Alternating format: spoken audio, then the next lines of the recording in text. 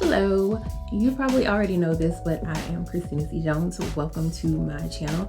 Today, I am going to be continuing on with a series that I have been working through about self-publishing. This is going to be episode 3, and today I am going to be talking about something that I actually still struggle mightily with myself, and that thing is marketing. But before we get into that, can we just hear it one time for the new office space? I'm very very excited. If you care to see how this space was converted, you can look at my last vlog, long weekend vlog or something like that. I can't remember what I named it, but we had a good time putting it. Well, I won't say we had a good time putting it together. I'm having a good time being in it, but we worked hard to put this together, my husband and I. And so I'm just excited about being in this space. But if you weren't here for all of that, you just came, you don't care about the DIY of it all or any of that. Just keep watching. I am about to dive right in right now. So right next to creating a good product, marketing that product is it's pretty up there in terms of importance. Marketing is how you get your product in front of other people. And make no mistake, your book that you have spent your time and energy writing is absolutely a product. And you want to get it in front of not just any customers, but interested customers. And so it's important that you are doing whatever you can on your end to make that happen, right? As indies, and specifically within romance, and drilling down even further into Black romance, I won't say that this market is crowded, but it is definitely saturated. I don't think oversaturated, but definitely saturated. There is always someone new putting their book out. And so it's important to make sure that you're ending up in front of, like I said, in front of those interested customers, and for our purposes, interested readers. So one of the best things that you can do for your book marketing is to follow the advice that I gave in part 2 of this series and make sure that your product is packaged well. People are attracted to the exterior of things, and it's hard for them to even be willing to give your book a chance if it's not well packaged. So that's kind of number one. The second thing would be, and I struggle to even make this suggestion because it's something that, again, marketing is not my strong suit. And so I'm just telling you guys what I know, what I've done. You can pay for ad space on Facebook, Instagram, Goodreads ads, things like BookBub. You can pay for there's other newsletter placements and stuff like that you can pay for. There's always somebody who's going to be willing to take your money to show your product to their customers. But for one, if it's not well packaged, that doesn't mean anything.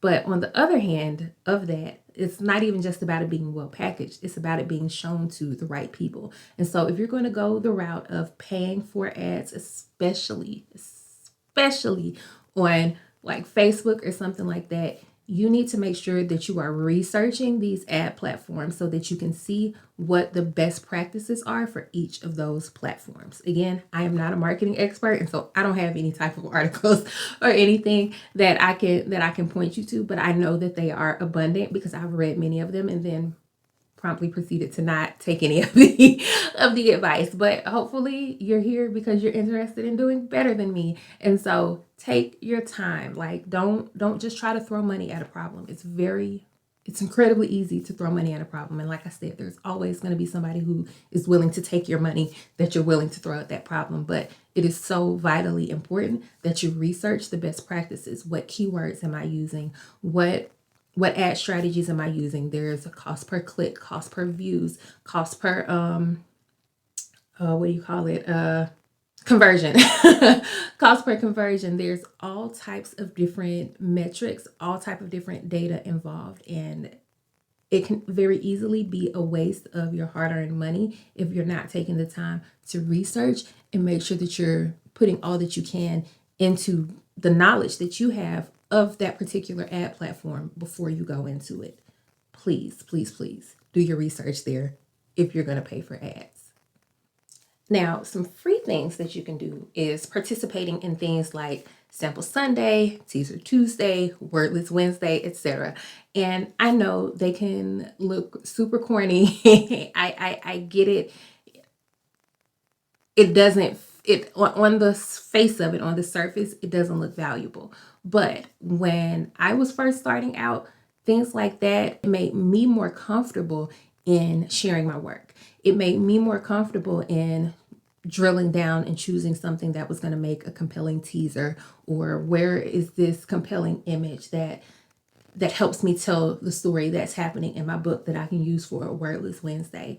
And it's definitely marketing, is definitely part of your promotions, but you have to you have to be able to see the duality of it. It's like, yes, I'm marketing, but this is also prep work for me for when when I do have this reader base.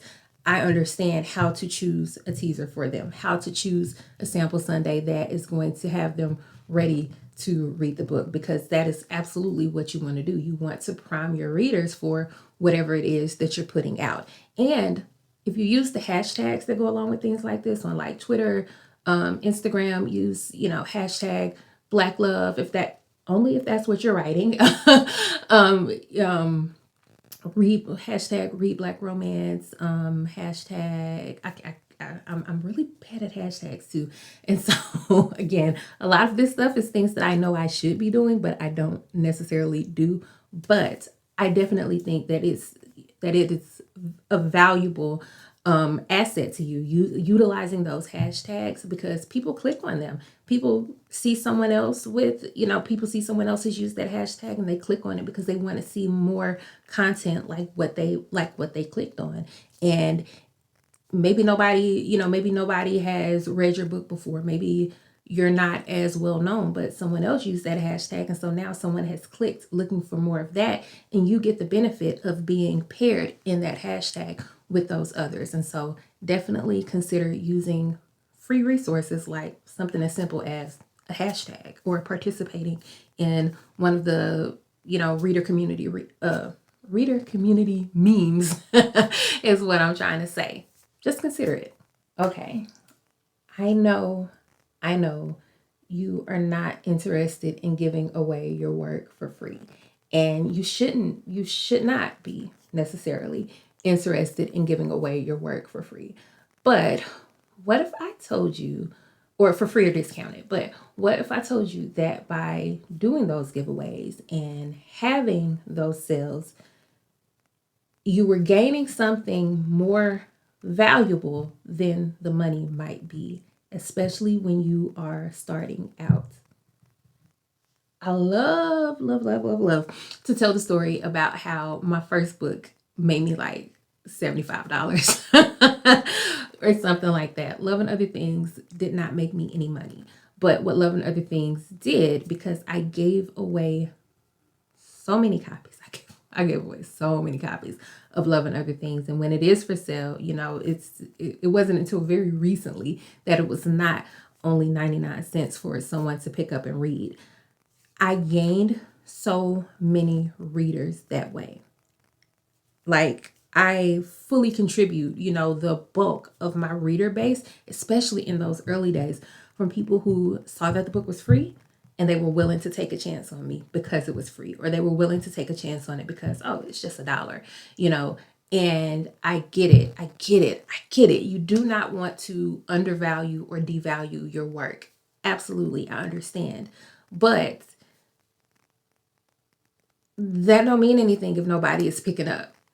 Like that doesn't mean anything if nobody is reading it. Your book could be the best book on the planet. It could be the romance novel to end all romance novels. Nobody else is going to touch it. Nothing that anybody else ever does is going to even come close to what your book is doing. But if nobody is reading it, you have to be willing to you have to be willing to understand that sometimes the money may not be the point as you're starting out. You want to give readers every incentive to take a chance on you to pick up your work. And then maybe they got that first thing for free, but they're going to go on to buy everything else that you ever put out.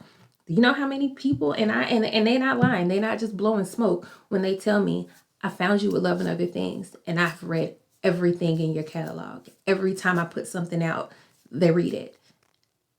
Would I have gotten there if I had been like, nah, I ain't giving away my work? I ain't, if I had been too good, to do a giveaway? No. Be willing to take that chance. And again, I'm not trying to minimize it, because I'm a very big proponent of not devaluing your art. Very big proponent of that. But there also has to be an understanding that when you're starting out, it's about getting those readers. It's about getting buy-in from those readers. And that is so much more important than the $2.99 or $3.99 or whatever you're going to make on the book. Because once a reader picks you up and they love you, you're going to get it back tenfold. So don't hang on to that. And the last point that I am going to make, I think I may think of something else as I'm talking, but utilize your available resources. When I was first starting out, there was not much for those of us who write romance centered around Black people. There was not much. That's why Alexandra Warren and I got together and started Girl Have You Read. Girl Have You Read is a place where our motto is Black Love Center Stage. That's all we focus on. We offer spotlights. We offer cover reveals. We can do a giveaway of your book, whatever. But if you write work that centers Black love, reach out to us. And not just us. There's Indie Love, Black Girls Who Write, Sister Girls Book Club, all these different book clubs formulated or, who that have been created with Black readers and Black romance, Black love, Black literature, all of these created with us in mind. Use it. Use it. And it's not saying that, if you get placement on, if Sister Girls Book Club mentions you on a list, you're going to become a bestseller. Or when Girl Have You Read puts you on their page, you're going to get 5,000 new followers. No, nobody is saying that. But these different organizations have audiences that are looking for what you're doing already built in. And maybe you don't write, Black romance or whatever, but find those other people. We're out there. We're out there and we're available. That is the whole point and the whole purpose of why those organizations are there. And so if you see that they're offering resources, that they're offering newsletter placements, or I know Sister Girls Book Club is doing a thing where you can submit a short story and they'll have their readers vote on it. Black Girls Who Write is doing classes and other workshops and stuff like that. Like I was talking about with Girl Have You Read, we can do spotlights, we can do cover reveals, all these different things. Utilize those resources as part of your marketing plan for your book. And that doesn't have to wait until you're done with the book. That doesn't have to wait until you've figured this out and figured that out. That stuff can start early. Make it happen. Like, don't be scared to reach out. Nobody's gonna bite you. Don't be scared to reach out. And not just those organizations, but we have Black book bloggers who accept advanced review, if I can get the words out, advanced review copies, who when they read your book and they make a photo edit or they do their reviews and stuff, people listen to them. People pick those books up. Take advantage of it, especially if you're writing Black literature. I have my list right here of the people who I thought of. Brazen Babe, Ash reads books, Shades and Pages, Aries reads too, and I'm positive that there's a ton of others. I know there's others that I just couldn't think of when I jotted down that quick list earlier. But reach out to them. see what services they have, see what services they offer. And I'm calling them services, but it's not like I don't believe any of them are even charging for, for any of that. They love books, and so they're doing it for the love of it. Just ask. Don't be scared to ask, because word of mouth is one of the, if not the most valuable marketing resource that you have. And so I do have another point. But again, going back to what I said a little bit earlier about not necessarily waiting until you're done with your book to make that happen. You don't have to wait until you're done with your book to put together a marketing plan, to think through and jot down, write down, pull out, get your planner or get your calendar, use an app on your phone, whatever, to space out, okay, on this day, on this Tuesday, I'm going to share a teaser. And then on Friday, I'm going to I'm going to share my Pinterest board where I got together my creative imagery from the first video. Remember, I told you to do that? Go back to that. I'm going to share my Pinterest board on Friday. And then on Sunday, I'm going to do a sample. And then on this coming Wednesday, I'm going to share a playlist. And then the next week, however you have to do it, but take the time to think through it and treat marketing your book like it's an important part of your publishing process, because it is. All right, that's all I've got for now. As always, thank you guys so much for watching, and I hope also, as always, I hope that you're getting something valuable from this. I've got what, 1, 2, 3, today's the third one. So I've got 3 more. Let me see. I gotta look. Okay, I got that one. Okay, yes, I've got 3 more videos from this series. Probably over the next week or 2, I'm gonna go ahead and work through all of those. But again, I hope that I'm giving you something that's going to help you move forward with your publishing process. And if you have other questions, just let me know. Bye.